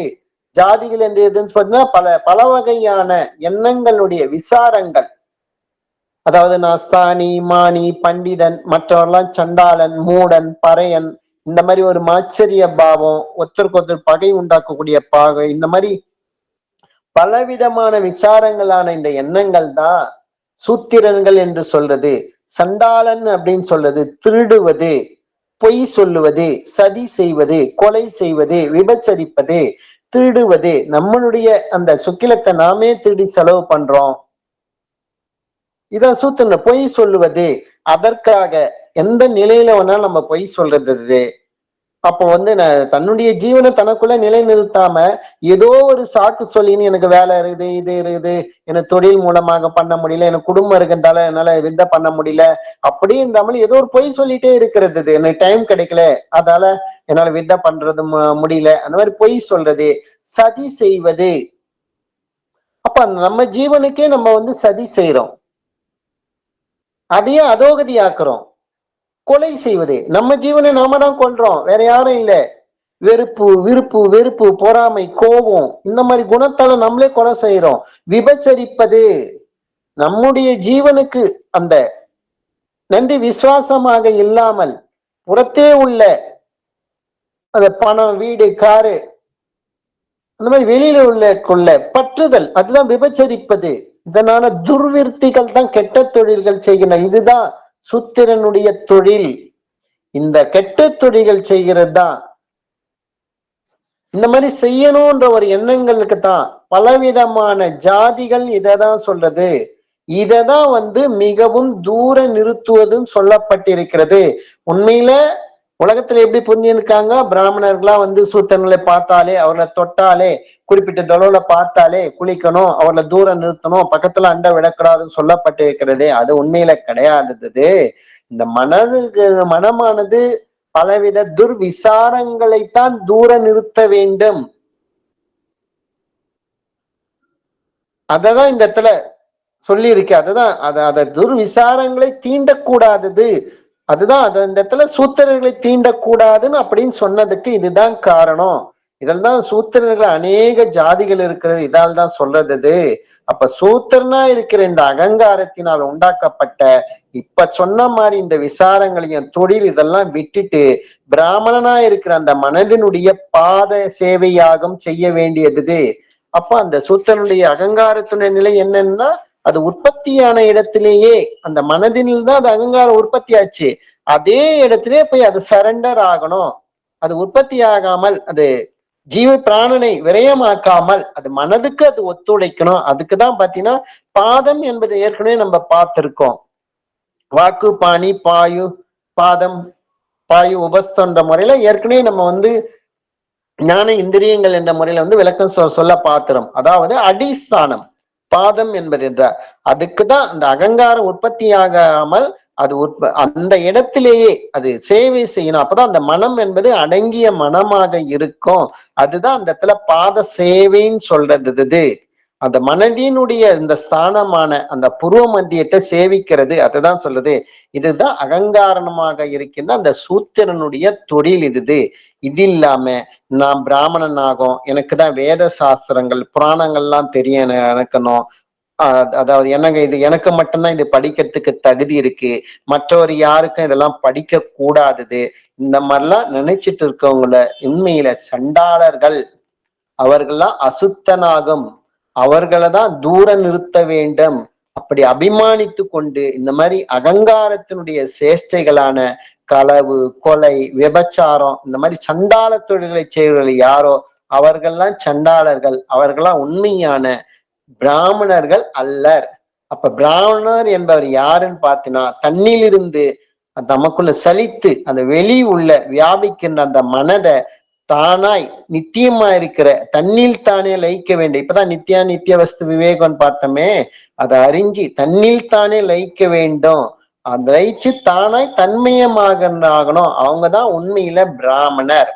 அப்ப சத்திரியன் பாத்தீங்கன்னா, நான் தான் சத்திரியர் அப்படின்னு சொல்லிட்டு பல பேரை கொலை பண்றது, துப்பாக்கில சொல்றது, வாளினால வெட்டுறது, இந்த மாதிரி செய்யற த்ரில்லிங்கான வேலைகள், இந்த மாதிரி செய்கிற இப்ப பிற உயிர்களை இம்சை பண்றது, நான் தான் எனக்கு தான் ஆட்சி அதிகாரம் இருக்கிறது என்ற முறையில பல கொலைகளை பண்றது, இவங்கெல்லாம் உண்மையில சத்திரியர்கள் அல்ல. அப்படி செய்கிறவர்கள் நான் என்ற அந்த அகங்காரத்தினுடைய விளையால அந்த துர்விருத்தியால கெட்ட தொழில் செய்கிறவர்களாக அவங்களாம் இருந்தது. அவர்கள்லாம் சண்டாளர்கள்.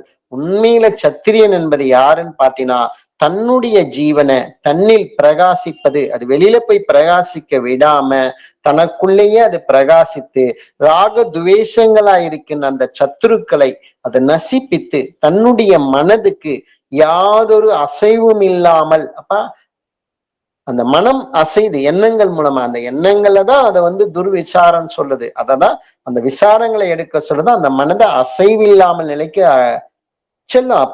அப்ப சலனம் இல்லாமல் அந்த மனதை தனக்குள்ளேயே அது ஸ்திரப்படுத்துவதுதான், இதுதான் நிலைக்க செய்கிறது தான், இதுதான் சத்திரனுடைய தொழில் அப்படின்னு சொல்றது. அப்ப வைசியர் என்பது யாருன்னு பாத்தீங்கன்னா, இப்போ ஏற்கனவே சொன்ன மாதிரி கோரட்சை, கிருஷி, வாணிபம், இந்த மாதிரி பசு, எருமை இதனுடைய கழுத்துல கயிறை கட்டி முடிச்சு போட்டு அதுங்களை கஷ்டப்படுத்தி அவற்றுடைய கன்றுக்களை அந்த தாய் மாட்டோட பிரிச்சு வச்சு அதனுடைய பால் குடிக்க விடாம செய்யறது. அப்புறம் அந்த மாடுகள் பல வகையில விவசாயம் என்ற முறையில பல வகையில துன்புறுத்துறது.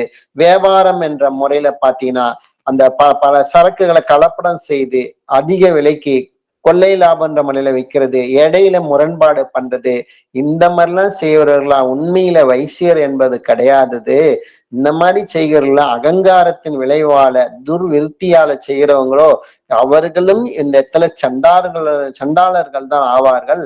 ஆனா உண்மையில வைசியர் என்பது எதுன்னு பாருக்குன்னா, அந்த பேச்சா இருக்கிற அந்த சத்தத்தை அது தன்னில அடக்கி அதையே அந்த சத்தமாக உருவாக விடாமல் அந்த ஜீவசக்தியான வாயு பிராணனை பிராணனாகவே நிலைநிறுத்துவதுதான் கிருச்சி செய்வது, வாணிபம் செய்வது, விவசாயம் செய்து கிருச்சி செய்வது. இந்த மாதிரி செய்கிறது தான் உண்மையில பாத்தீங்கன்னா வைசியர் என்று சொல்லக்கூடியது. அப்ப சூத்தினர் என்பவர் யாருன்னு பாத்தீங்கன்னா, பிராமணர்கள் என்றும் மற்றும் அபிமானித்து வருவர்களுக்கு அவர்களுக்கு வந்து அடிமை தொழில் செய்யறவங்க எல்லாம் கிடையாதது. பாத சேவை என்ற முறையில பல ஜீவன்களை இம்சை பண்றதும், மதுபானம் இந்த மாதிரி கெட்ட தொழில்களை, மதுபானம் அருந்தது, கெட்ட தொழில்களை செய்கிறவர்கள்லாம் உண்மையில சூத்திரர்கள் கிடையாதது.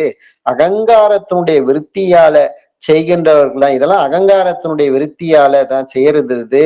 இந்த மாதிரிலாம் நடக்கிறது வந்து இதுவும் ஒரு சண்டாளத்தனம் தான். அப்ப சூத்திரன் என்பது தனது மனதினுடைய உற்பத்தி ஸ்தானமான அந்த புருவ மத்தியத்திலேயே அதுக்கே சேவை செய்து அந்த இடத்துக்கு தன்னுடைய ஜீவனை கொண்டு போய் சேர்ப்பதற்கு வேண்டியதற்கான அந்த செயல்கள் தான், அந்த எத்தனம் தான் சூத்திர. இதுக்கு இதுக்கு வந்து பிராமண பாத சேவைன்னு அப்படின்னு சொல்றது. அப்ப உண்மையில இப்ப சொன்ன இந்த 4 வர்ணங்களையும் எல்லாமே எந்த ஒன்றிலேயே உற்பத்தி ஆகுது, ஒன்றிலேயே அடங்குவது. தன்னுடைய ஜீவன்ல தான் எல்லாமே பாத்தீங்கன்னா தன்னுடைய மனதின் மூலமாக 4 ஜாதிகளாக அது 4 வர்ணங்களாக உற்பத்தி ஆகுது. மனம், சித்தம், புத்தி, அகங்காரம் எல்லாருமே அது ஒண்ணுல இருந்து தான் அது உற்பத்தி ஆகுது. அது ஒண்ணிலேயே தான் அது நைட்டு தூங்க சொல்ல வந்து எதுவுமே இல்லாத மாதிரி அடங்குது. இததான் வந்து ஜாதின்னு உலகத்துல சொல்லியிருக்காங்க. உண்மையில ஜாதி என்பது இல்லவே இல்லை அப்படின்னு சொல்லிட்டு இப்ப சொன்ன இந்த ஞானபிதா இந்த விளக்கத்தின் மூலம் வந்து நம்மளுக்கு தெளிவுபடுது. அப்போ இதை கொண்டு ஜாதிகள் கொண்டு இல்லைன்றது நம்மளுக்கு வந்து ஒரு உறுதியா தெரியுது. இந்த வித ஜாதிகள் எல்லாம் அவனவனுக்குள்ள உண்டாகி அவனவனில் உள்ள அந்த குணமா இருக்கின்ற ஜீவன், அதாவது முக்குணங்களுடைய விளைவாக சத்துவகுணம், ரஜோகுணம், தமோகுணம் இவற்றின் விளைவாக அதுவே கர்மமாகி வாயுவாகி அது வெளியில உள்ள அந்த ஜீவசக்தியான வாயு வியாபித்த போதுதான் அதிலிருந்து 4 வர்ணங்கள் உண்டானது. அது எப்போ தன்னில் தானே அது சிருஷ்டிக்கவும் செய்யுது. அதாவது எதுன்னு பாத்தீங்கன்னா மனம், சித்தம், புத்தி, அகங்காரம் இதுதான் அது இதுவாகுது, சிருஷ்டிக்குது. இவைகள் இருந்தாக எல்லா நிலைமைகளும் இதுல இருந்துதான் அது உண்டாச்சு. இது இல்லாம பிராமணர்கள் என்றோ, சத்திரியர்கள் என்றோ, வைசியன் என்றோ, சூத்தன் என்றோ ஒரு சிருஷ்டியம் வந்து உலகத்துல உண்மையில கிடையாதது. உலக மக்களுடைய அது தவறான புரிதலுடைய விளைவால தான் இந்த மாதிரிலாம் ஏற்பட்டு இதன் மூலமாகத்தான் ஜீவசக்தியான வாயு விரயமாகி, இதன் மூலமாகவும் ஜீவசக்தியான வாயு விரயமாகி அதோகதியாகி அந்த மன்னிக்கக்கூடிய நிலைக்கு அந்த அழைத்து செல்லுது. இந்த மாதிரி எப்போ அந்த எல்லா சிருஷ்டிகளும் தன்னுடைய சக்தி வெளியில் வியாபித்த போது அதிலிருந்து உண்டாகினதுதான் தன்னை அறியாம அகங்காரத்தினுடைய விளைவால இதெல்லாம் ஏற்பட்டது. எப்போ தன்னைத்தான் அறிகிறோமோ அப்ப வந்து மற்ற ஒன்று கிடையாதது. அந்த இடத்துல நம்ம மட்டும்தான் இருக்கிறோம். இதுக்குதான் பாத்தீங்கன்னா நடவடிக்கை கிரமங்களுடைய முதல் விதியிலேயே ஜாதி, மதம், இனம், மொழி எந்த வித்தியாசம் இல்லாமல் சித்த வித்தியாசத்தை நடக்கணும்ன்ற முறையில சொல்லி இருக்கிறது. கூடவே சரிது. இதே 6வது அத்தியாயத்து சித்த வேதத்துல பாத்தீங்கன்னாலும் ஜீவன் என்பது எல்லாருக்கும் ஒண்ணுதான் இருந்தது. ஆனா அந்த உடலுடைய வித்தியாசத்துல பார்க்கல வெவ்வேறு விதமாக விலங்குகளாகவும், மரங்களாகவும், செடி கொடிகளாகவும், புழு பூச்சிகளாகவும் பலவிதமான இதுல வித்தியாசமாக தோணுது. உண்மையில எல்லாமே அது ஒண்ணுல இருந்துதான் அது உண்டாச்சு. அதுக்குதான் ஞானபிதா இந்த இடத்துல தன்னைத்தான் அறிய வேண்டும். அப்ப அந்த மாதிரி அறிந்துட்டுனா மற்றொன்று நமக்கு அது கிடையாதது. தான் மட்டும்தான் அந்த இடத்துல இருக்கிறோம். இது என்ன நம்மிலிருந்து அது வெளியில அந்த ஜீவசக்தியான வாயு வெளியில வந்து அது பிரகாசிக்கும் போதுதான் அது நமக்குள்ள பிரதிபலிக்கும் போதுதான் இன்றைக்கு நிலைகள் என்பது நமக்குள்ள ஏற்படுது. அதே மாதிரிதான் இந்த இடத்துல ஜாதி என்பதை வந்து உருவாக்கி இருக்கிறது. இதெல்லாம் இப்ப தன்னைத்தான் எப்ப அறிக்கிறோமோ அப்ப மற்றொன்று என்பது உண்மையில கிடையாதது. தன்னைத்தான் நம்ம அறிய வேண்டியலாம். மற்றுள்ள தன்னுடைய பிராந்தரை அதாவது பைத்தியக்கார செயல்கள்லாம் இந்த மாதிரிலாம் விட்டுட்டு தன்னுடைய சக்தி தன்னிலேயே நமக்குள்ள அது லயிக்கணும். அப்பதான் தன்னை அறியலாம். அந்த சந்தர்ப்பத்தில் தான் தானாகி தன்மயமாக தீருவோம். அப்பதான் அந்த இததான் வந்து கைவல்யன் அப்படின்னு சொல்லிட்டு சொல்றது. அப்போ இந்த அத்தியாயத்தின் மூலமாக நமக்கு என்ன தெளிவுபடுதுன்னு பாத்தீங்கன்னா உலகத்துல பலவிதமான ஜாதிகள் என்பது சொல்லிட்டு வந்துட்டு இருக்காங்கிறது உண்மையில அதெல்லாம் வந்து தவறான புரிதல், தவறான வழிகாட்டுதல் மூலமாகத்தான் இதெல்லாம் நடைபெற்று இருக்கிறது.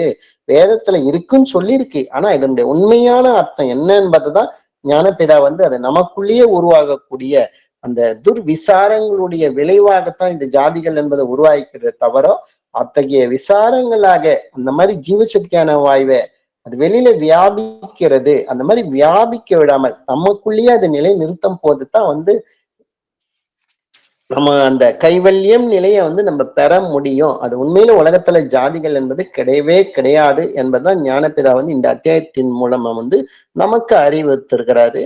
தொடர்ந்து நாளைக்கு நாம அடுத்த அத்தியாயத்துல பயணிப்போம். யாராவது ஏதாவது கருத்துக்கள் இருந்தால் சொல்லலாம், கேள்விகள் இருந்தாலும் கேட்கலாம்.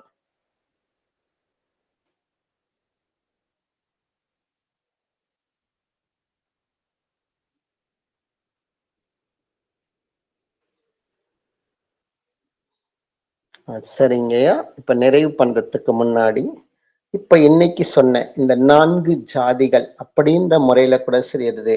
இன்னும் சித்த வித்தியார்த்திகளாக ஆயிட்டு கூட நம்பாதது, இன்னும் நான் வித்தியார்த்தி ஜாதின்ற முறையில கூட சரியது, மற்ற உலக வாசிகளை கூட ஒரு அவர்களை பற்றிய ஒரு விமர்சனமோ, சில சில வித்தியார்த்திகளுடைய நான் பாரு எத்தனை நடவடிக்கை கிரமங்களை விதியை ஃபாலோ பண்றேன், அவங்க பாரு கம்மியான விதிகளை ஃபாலோ பண்றாங்க, நான் தான் இதுல சூப்பர்ன்ற மாதிரி, இந்த மாதிரி கூட நமக்குள்ள ஒரு சூத்திரத்தன்மை, அதாவது பிரிவினையை நமக்குள்ள ஒரு மாச்சரிய பாவத்தைய நமக்குள்ளேயே அது உருவாக்கி கொண்டு இருக்கிறோம்.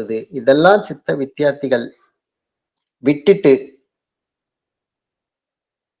நமக்குள்ள அவரவர்கள் ஜீவசக்தியான வாய்வை அவரவர்கள் காப்பாற்றி கொள்ள வேண்டும். அப்பதான் சரியது.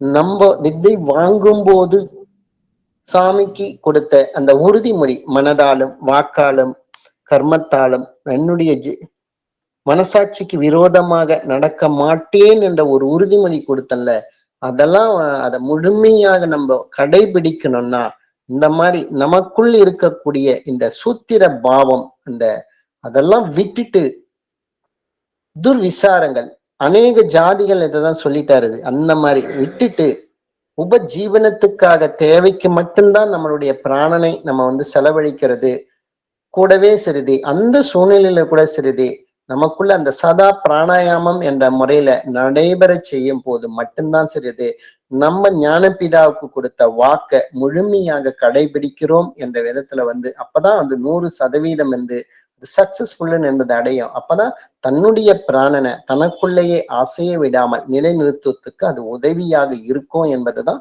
இந்த டைம்ல நான் ஞாபகப்படுத்தி கொள்ளுறேன். அது அனைவருக்கும் சேர்த்து சரி, எனக்கும் இது கூடவே சரி, இதை ஞாபகப்படுத்திக்கிறது. இதன் மூலமாகத்தான் ஞானபிதா கூறிய அந்த இலக்கை நம்ம அடைவோம். அனைவருக்கும் அது கிடைக்க ஞானபிதாவை பிரார்த்திப்போம் என கூறி இன்றைய உரையை இத்துடன் நிறைவு செய்கிறேன். அனைவருக்கும் ஆத்ம நமஸ்காரம்.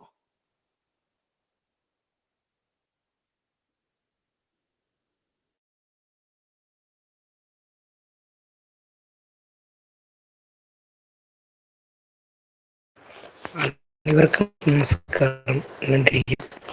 அனைவருக்கும் ஆத்ம நமஸ்காரம். அனைவருக்கும் ஆத்ம நமஸ்காரம். அனைவருக்கும் ஆத்ம நமஸ்காரம் ஐயா. அனைவருக்கும் ஆத்ம நமஸ்காரம் ஐயா.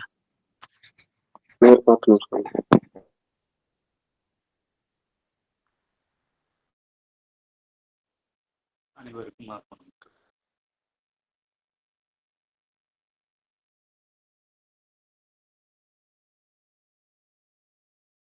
ரமேஷ் ஐயா பேசவே இல்ல ஐயா. அது ஓகே, உடம்பு பரவாயில்லையா ஐயா? இல்லைங்க, நாளைக்கு வருவாருங்க, நாளைக்கு வந்துடுவாருங்க அவரு. ஓ இல்லையா? சரி சரி சரி சரிங்க. சரி, அனைவருக்கும் ஆத்ம நமஸ்காரம்.